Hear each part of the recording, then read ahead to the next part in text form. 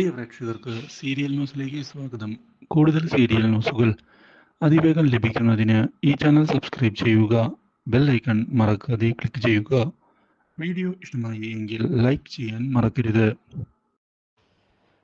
ബാലനെ ഞെട്ടിച്ചുകൊണ്ടുള്ള വഴിത്തിരിവ് ഉണ്ടാകുന്നു.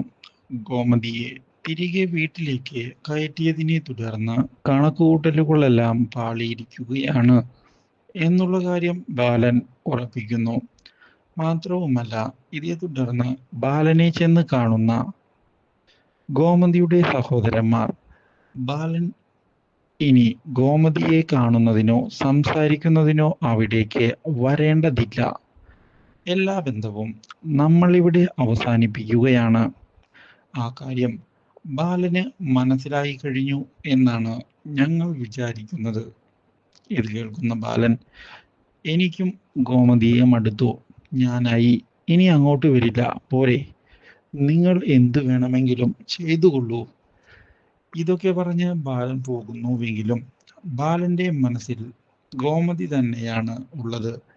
പക്ഷേ ഗോമതിയുടെ മനസ്സാകെ തകർന്നു പോയിരിക്കുകയാണ് ബാലന്റെ ഈ തീരുമാനം കേട്ടതിനെ തുടർന്ന്.